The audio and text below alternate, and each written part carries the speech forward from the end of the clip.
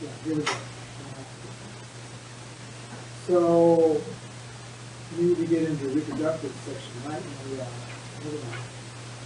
Okay, so here is a cross section. Well, actually, it's a medium and high power section of an oviduct. Okay, this area up here is like, see how it's got this round shape right here? That's because the oviduct's a tube, and the tube is, the lumen is up here. So this right here is below this right here, and here's the tube. Okay, here's the inside of the oviduct, and the architecture is similar to the digestive tract in a way. You've got these macrovilli, and you've got the lamina propria, and you've got these specialized cells right here, okay? Which are called ciliated simple columnar epithelium. But every oviduct that I've ever looked at, you know, they don't really look simple columnar to me, and I guess that's just because of the way it's cut. But the classification holds. Here's some blood vessels over here, okay? And here's a higher power of the simple columnar epithelia. Again, they don't look simple columnar because they're usually cut sideways. When you cut things sideways, then you can get aberrations in the morphology. But definitely they're labeled as, it say someplace, it's a ciliated epithelia. I don't know what that tank cells are. Anyway, perhaps toward the end of this slide series, you'll see some better cilia. So here's some cilia. The cilia are really fragile. That's why in most histological preparations you lose the cilia in the process of the preparation of the slide. So this right here is a massive smooth muscle. You know, here's an artery. Here's another artery cut longitudinally. The massive smooth muscle I'm talking about, of course, is the uterus. And the smooth muscle goes in all kinds of different directions. Okay. So the uterus can really do its thing. And of course, smooth muscle are connected via gap junction, so coordination of contractions of the uterus can happen.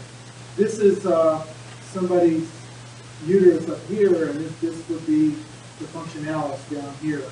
Okay? So this is the uterine lining that you're growing during the menstrual cycle. And then this is that uterine lining sloughing off. So this is just before the bleed. And women slough all this stuff off except the basalis down here. Okay? So the basalis doesn't get sloughed off. Because you have to make it again. And this is somebody's placenta. And, you know, once you've seen placenta, it all looks the same to me, so let's move on. Okay, this is an ovary. And in the ovary, if you recall from last semester, the simple cuboidal epithelia, which is the visceral pleura of the ovary, and everywhere else it's always simple squamous, but in the ovary it's simple cuboidal. These are all the primordial eggs down here. Okay, a bunch of primordial eggs that are hanging out, waiting to be stimulated so that they can become primary. This might be another primary. This is a secondary. This is another secondary. And this is all the same ovary. And in the same ovary, we have a tertiary follicle here and a tertiary follicle here. And here's a corpus luteum, and here's another tertiary follicle. Now, how can we tell those are tertiary follicles? So let's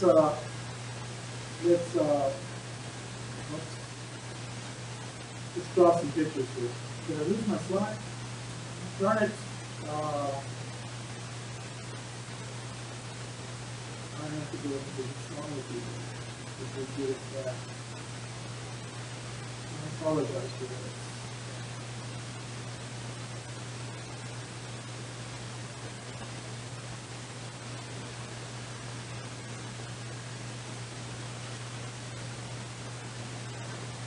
Now, stuff's not working. Okay, so I'm just going to draw a picture here. So, if we have a Porphyrian follicle is shaped like this, okay? That would be the outermost portion, and the innermost portion would look something like this. And the egg is sitting right here in the zone of pellucid, so I'm going to draw a double circle. Then you have some cell types out here.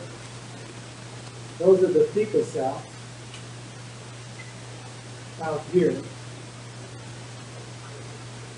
And all along the inside are the granulosa cells. Okay, the granulosa cells go all the way around the egg. Okay, so here's my granulosa cell. So the theca cells, they make T3 or testosterone, and the granulosa cells make U2 or estrogen. Okay. So when we're looking at these sections, if I cut a section, imagine there's granulosa cells all down here like this, right? So if I cut a section like this, looking in this direction, it's going to look like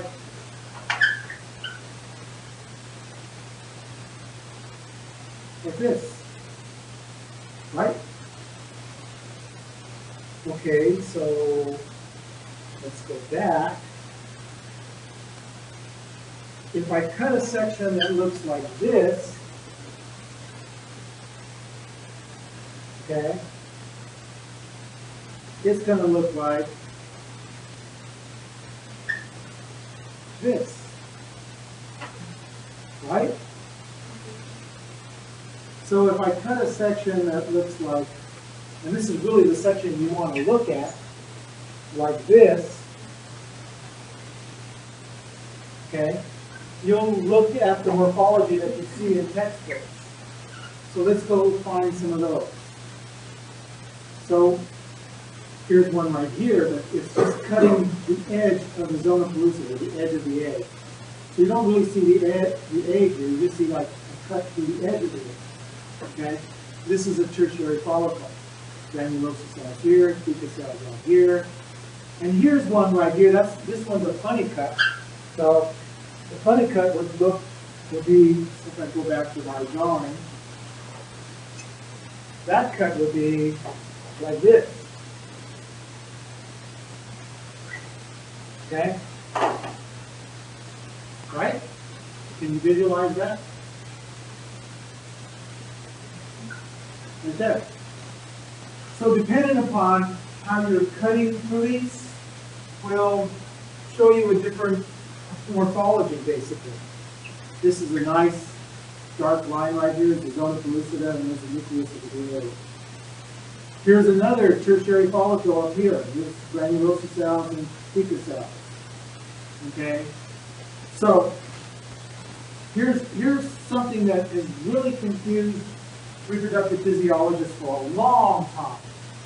In any ovary they look at, in any human ovary, cattle ovary, or any ovary they look at, they always find different stages of egg development, no matter what stage of the menstrual cycle the woman is in. And for a long time, this has confused reproductive physiologists for a long time. How can you confine any stage of follicular development when a woman only ovulates one egg every month? You're not supposed to ovulate two, by the way. You're not supposed to have maternal twins. The system is designed to have one kid and one kid at a time. Okay? If you were designed to have more offspring than two, you would have uterine horns or uterine tubes, like mice, cats, and dogs. Okay? So that you can space out the embryos. You only have one lumen, one uterus, with no horns or tubes. Okay? So you're really designed to have one kid at a time. And twinning is not abnormal, but twinning is not the way it's what we're supposed to do. Okay? So here's the dilemma. This is all the same ovary. And here's a corpus luteum. Here's another corpus luteum. These are all in the same ovary. Why do we have different stages of egg development in a human ovary? So we couldn't figure it out until along came Ginther. Okay? Ginther was a reproductive physiologist that was in the laboratory below mine. He figured it out. but we're not going to talk about that here. Talk about that in lecture. So keep the visualization of these ovaries in mind when we talk about it, okay? So here is another tertiary follicle, again, granulosa cells, pupa cells. The egg is cut just on the edge, so it really doesn't look like a good egg. You have all this particulate matter in here, that's called follicular fluid, but since it looks like particulate matter, it's if the water is removed. And the stuff that was dissolved in it kind of like precipitates out like that. There's a lot of glucosamidoglycans in follicular fluid. Okay. So here is the corpus luteum. The corpus luteum's primary duty is to make progesterone. The granulosa cells' primary duty in this tertiary follicle, that's a weird cut, its duty is to make estrogen. So here's a better rendition of an egg. Okay. And by the way, these are all human. Okay. So the antrum is a hollowed out area. So if we go back here, looking at these, and your A&P textbooks get this wrong. Okay? I mean, what else is there? The definition of a primary follicle is a follicle with one layer of granulosa cells around it. That's a primary follicle. If it has more than 2 layers or more, it's a secondary follicle. So this is secondary, and this is a secondary. These are 2 primaries. This primary is getting ready to be a secondary. Primordial follicles have 1 layer of granulosa cells surrounding it, but they're flat. A simple squamous in morphology. And then when it starts getting stimulated, then it could become more cuboidal, but we don't call it that. That's really their morphology. So this one right here, anytime you're forming an antrum, the antrum is a hollowed out ball. If the antrum is really small, and it's a really small antrum, but you're still forming an antrum, that's a tertiary follicle. If the antrum is huge, it's still a tertiary follicle. It's just an early and late tertiary follicle. Okay? And any of your textbooks get it wrong. And we'll discuss that when we get there. Okay, here is a cross-section through somebody's penis. Here's the tunica albuginea, here's the corpus cavernosum, here's the corpus spongiosum over here. And this is keratinized stratified squamous epithelium out here, of course. So here is the epididymis, and we already mentioned about the stereocilia. The purpose of the stereocilia is to absorb non-viable sperm. It will absorb all the sperm if you get it aseptic. Okay. And these are simple columnar epithelia. So here is the seminal vesicle, and to be honest with you, the seminal vesicle on cross-section looks like the prostate, looks like both of the urethra. Once you've seen one, you've seen all 3. Okay, there's really, I can't tell the difference between one or the other. That's what they look like, more seminal vesicle. Okay. Here is the cross-section through the seminiferous tubule. Okay? So now, look in here. And this is something you need to keep in mind, and it's like a take-home message we'll deal with in lecture. A section through each seminiferous tubule looks slightly different. Okay? They all look slightly different. That means along each seminiferous tubule, sperm are at different stages of development. That's why men make sperm all the time. The other reason is that if you took 2 testicles and you were able to dissect it out and hook each seminiferous tubule end to end, it will go all the way around the football field. No kidding. Okay? That's how much seminiferous tubule you got in your testicle. So, and then if each segment of the seminiferous tubule is under a different stage of sperm development, that's why the hot tub is not a good system for birth control. Okay, it's not going to work. Okay, so here's another slide of seminiferous tubules. Okay, this one's cut slightly longitudinally, and the others are cut cross-sectionally. Here is some more epididymis, and all these dark areas in here are really sperm. Okay, in the epidermis. I don't know what animal this is. So here is, the epidermis, and there's seminiferous tubules are right next to each other. So you can get a section where you see both. And there are some slides in the lab that look like this. Okay, here's a little spermy, guys. And there is something wrong with this stuff. Because the sperm, not all the sperm look normal. Some of them do, some of them don't. Okay, so there may be some pathology going on here. May not. But this is actually human sperm. They have a little cap on their heads. See? That's called the acrosome cap. The dense area at the bottom of the sperm head, that's where the nuclear material is. It's condensed. And we'll talk about that a little bit later. But here's some sperm on very high power. Okay? And this picture is taken by my microscope. All of these pictures are. So here's some seminiferous tubules of a grasshopper. Okay, and these are little sperm guys in there. Okay, higher magnification, the same thing. And grasshoppers, sperm, the heads are got like a little hook on them. Okay? I think so do horses, but I'm not sure. Here is some images of the oviduct again. And now this is a better preparation because you can really see the cilia really well here. Okay, of course it's in the middle of the lumen someplace. Okay, and higher magnification of these beautiful little stereoscopic cilia. Now, it's the uterine contractions and it's the cilia and this in the oviduct as well as the smooth muscle contractions around the oviduct that get the sperm where they need to be for fertilization. Fertilization takes place in the oviduct, not in the uterus, in the oviduct. Okay? So we'll talk about that when we get there. So the little sperm tails are pretty useless. Because in comparison, the sperm getting through the cervix, through the uterus, and to the place where fertilization takes place in the oviduct, that's like throwing me in the Atlantic Ocean right here on the coast. I ain't going to make it. Okay? I'm not going to make it.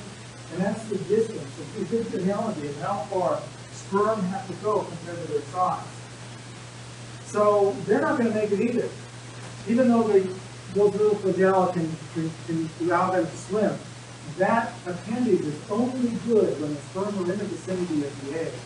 And that's the only usefulness it has. Up until that time, the female reproductive tract hits the sperm where they need to be, not the spermy ducts. Okay? So this is a better representation of the oviduct with very low power and then high power. So it gives you a feeling for what it looks like. And we'll talk about the oviduct a little bit more when we get into the female reproductive tract. So just to compare cilia, and I include some respiratory epithelia, which are ciliated, pseudostratified columnar epithelia that are ciliated. Let's look at that under high power. So there's cilia. Now the cilia in the respiratory tract as well as the cilia in the oviduct, if you've ever seen a wheat field in the wind, you see waves, coordinated waves of the wheat in the field, that's exactly what it looks like in the oviduct and the respiratory tract. When they're beating in a coordinated fashion, in unison, and in a coordinated fashion so they can actually move stuff. And the stuff that in the respiratory tract is moving is the mucus and particulate matter, but in the oviduct it's sperm. Okay, so here is the ureter, okay, demonstrating transitional epithelia again. You probably remember seeing this last semester if you had in class. More transitional epithelia, this is for human transitional epithelia, probably urinary bladder, it looks like bladder. And more now in urethra, transitional epithelia. Okay, so here is an egg. I guess we can come back to these next time, right? Let's get into that.